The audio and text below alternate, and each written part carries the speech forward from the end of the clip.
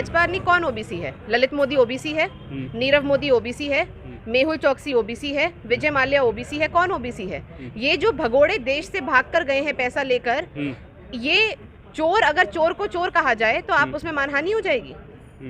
मुद्दा किसने, जो ये मुकदमा किसने डाला? ललित मोदी नीरव मोदी ने तो नहीं डाला। चोर बोला गया उनको, बुरा लगा भाजपा को, मुकदमा डाला भाजपा ने, सजा ऐसी उसमें हुई जैसी सजा कहीं नहीं होती है, मैक्सिमम जो पनिशमेंट है वो दिया गया और 24 घंटे के अंदर सदस्यता रद्द भी कर दी गई। तो आप ये समझ लीजिए कि कितना डर भारतीय जनता पार्टी को है, कितनी तेजी से ये पूरा काम उन्होंने किया और 24 घंटे में सदस्यता भी रद्द कर दी गई। क्योंकि आज राहुल गांधी जी जो सवाल उठा रहे हैं वो जनता के सवाल हैं। शायद इतिहास का सबसे बड़ा घोटाला अडानी ने किया, ये हम नहीं कह रहे, ये हिंडनबर्ग की रिपोर्ट कह रही है। ये बाकी तमाम विदेशों में ये चर्चा है कि अडानी ने आज तक का सबसे बड़ा घोटाला किया है, जिसको मोदी सरकार दबा रही है, जिसको राहुल जी उठा रहे हैं और उसी डर के कारण उनको संसद से बाहर किया गया। सभी जगह उपचुनाव का ऐलान किया गया है, लेकिन वायनाड की सीट को छोड़ दिया गया। तो राहुल गांधी क्यों नहीं कोर्ट जाते? देखिए, कोर्ट जाना इस पूरे जो प्रोसेस है उसका एक हिस्सा है।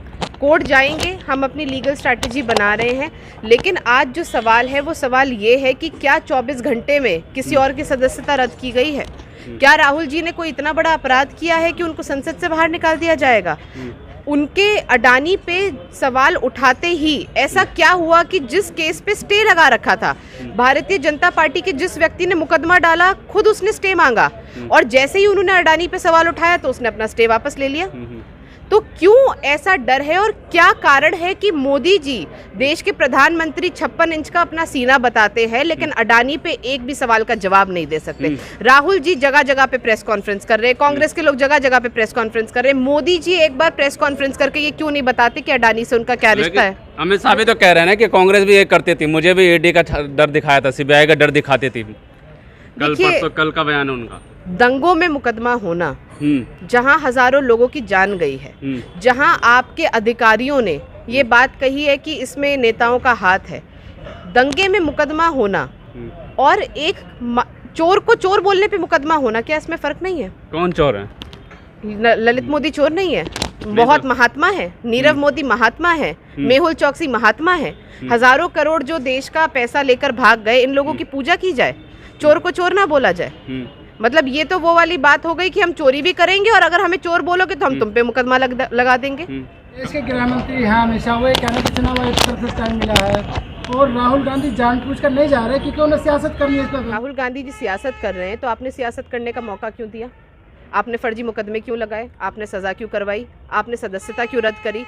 क्या जनता ये बात समझती नहीं है कि भारतीय जनता पार्टी का एक से बड़ा एक अपराधी, बलात्कारी, भ्रष्टाचारी, मर्डरर आज सत्ता में बैठा हुआ है? चाहे वो विधायक बन के बैठा है, चाहे सांसद बन के बैठा है, उन पे कोई कार्रवाई नहीं होती है, लेकिन राहुल जी पर भारतीय जनता पार्टी के लोग मुकदमा डालते हैं और उस पर कार्रवाई करा लेते हैं। तो आज जनता सब समझ रही है और पूरी तरह से बीजेपी ने अपने आप को एक्सपोज कर दिया है। आम आदमी जो शायद कहीं ना कहीं एक भारतीय जनता पार्टी के लिए उसका उनको लगता था कि अच्छा काम कर रही है, वो भी ये जानते, क्योंकि जो भारत है इसकी नस नस में लोकतंत्र बसता है।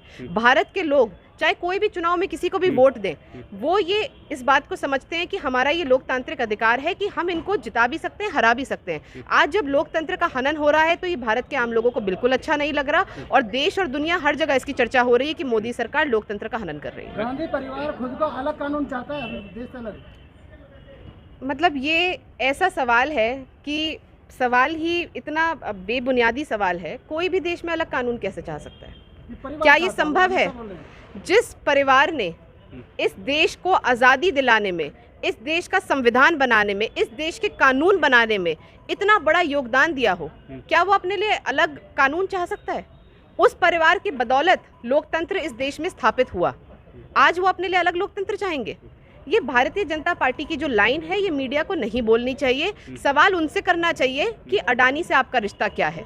20,000 करोड़ रुपए, 20,000 करोड़ आप समझते हैं? आम आदमी अपने जीवन में 1 करोड़ रुपए कभी नहीं देखता है। 20,000 करोड़ रुपए पता ही नहीं कि अडानी की कंपनी में किसका है, किसके पैसे हैं। ये जो फर्जी कंपनियों से 20,000 करोड़ रुपए अडानी के पास आए, ये 20,000 करोड़ किसका है? कहीं आसमान से तो प्रकट नहीं हुआ, चमत्कार से तो प्रकट नहीं हुआ। आपका और हमारा ही पैसा है ना, जो हमने टैक्स से दिया है, किसी के माध्यम से अडानी के पास पहुंचा है, किसी की चोरी से अडानी के पास पहुंचा है। मीडिया का काम है कि जनता के सवालों को उठाए। जो इतना बड़ा फर्जीवाड़ा, जो धोखाधड़ी हुई है, आज तक का सबसे बड़ा स्कैम हुआ है, उस पर सवाल उठाए। ये सवाल क्या जायज़ नहीं है कि देश के प्रधानमंत्री एक उद्योगपति को अपने साथ ले लेके घूमते हैं विदेशों में जाके उन्हें कॉन्ट्रैक्ट दिलाते हैं। अगर हमने उनसे ये पूछ लिया कि मोदी जी आपका अडानी से क्या रिश्ता है, 20,000 करोड़ रुपए कहाँ से आए, आपने अडानी को किस किस देश में कॉन्ट्रैक्ट दिलाए, तो क्या कुछ गलत किया? तो इसका मतलब हम अलग कानून चाहते हैं? तो सवाल थोड़ा आप लोग भी सोच, आप भी नहीं, उनका काम मुद्दे भटकाना है, मीडिया का काम है सही सवाल पूछना। तो जैसे आप हमसे उनके जो वो कह रहे हैं उस पे सवाल पूछ रहे हैं, मैं चैलेंज करती हूँ कि जो सवाल हमने रखे हैं, कोई मीडिया का साथी वहाँ पे, चाहे वो मोदी जी के सामने, चाहे वो अमित शाह जी के सामने, रख के देख ले, आपको पता लग जाएगा। आपके कई सारे साथी जेल जा चुके हैं, आपको पता लग जाएगा, आप उनसे सवाल पूछेंगे। बिल्कुल सच बात है। जिन भी लोगों पे पहले भारतीय जनता पार्टी इल्जाम लगाती थी कि ये भ्रष्ट हैं, ये अपराधी है, उन सबको तो भारतीय जनता पार्टी ने अपने पार्टी में लेके बिल्कुल साफ सिद्ध कर दिया। गंगा जल से उन लोगों को नहला दिया, धुला दिया। अब चाहे वो सिंधिया जी हों, चाहे तमाम बाकी कितने, हर प्रदेश में ऐसे नेता हैं, है ना। ममता जी ये व्यंग कर रही है। तो ये बात ममता जी ही नहीं कह रही है, पूरा देश ये बात जानता है कि भारतीय जनता पार्टी, चाहे वो हेमंत बिस्वा शर्मा हो, जो आज उनके सबसे बड़े प्रवक्ता बने बैठे हैं, उन पे क्या क्या किस किस चीज का है ना, नहीं मुख्यमंत्री तो हैं, लेकिन आज वो उनके एक मुख्य प्रवक्ता भी हैं। जब भी राहुल गांधी पे अटैक करना हो तो उनको सामने लिया जाता है ना, उनसे क्या क्या बयान दिलवाए जाते हैं। तो उन पे क्या आरोप लगाए थे? टारगेट तो स्मृति ईरानी और समंत पात्रा भी बहुत कर रहे हैं राहुल गांधी को। नहीं, उनके पास काम नहीं है ना, और सरकार तो चलानी है नहीं। महिलाओं के साथ कितना अत्याचार हो रहा है, कैसी कैसी खबरें आ रही हैं, उस पर तो स्मृति ईरानी जी कुछ बोलती नहीं है। उनको सिर्फ, जो हमारी प्रवक्ता ने कहा, ट्रोल मंत्री, उनका काम है ट्रोल करना, क्योंकि सरकार को, सरकार चलाने से तो कोई लेना देना है नहीं। सारा ध्यान इस पे है कि राहुल जी की आवाज़ कैसे दबाई जाए, लेकिन राहुल जी की आवाज़ आप संसद में दबा सकते हैं, आप सड़कों पे नहीं दबा पाएंगे। लगातार वो अपनी बात जो कह रहे हैं वो कहते रहेंगे। देखिए, पूरे देश ने देखा कि जब कहीं पे कांग्रेस की सरकार आती है तो ईडी और सीबीआई को तुरंत वहाँ पे एक्टिव कर दिया जाता है। जितने भी विधायक होते हैं उनके पीछे लगा दिया जाता है, उन्हें डरा के, धमका के, झूठे मुकदमों में फंसाने की धमकी देकर वहाँ पे सरकार गिरा दी जाती है। तो आज ईडी और सीबीआई पूरी तरह से भारतीय जनता पार्टी के, जो जिस तरह से उनका कोई विंग या फ्रंटल ऑर्गेनाइजेशन बन के रह गए, वो वही करते हैं जो भारतीय जनता पार्टी कहती है। कोई भी आप देखिए, भारतीय जनता पार्टी के इतने बड़े बड़े नेता हैं जो भ्रष्टाचार में लिप्त है, उनके घर तो कोई सीबीआई नहीं जाती, कोई ईडी नहीं जाती। आए दिन ऐसी खबरें आती है कि भारतीय जनता पार्टी के लोगों के यहाँ इतना पैसा निकला, वहाँ कोई ईडी सीबीआई नहीं जाती।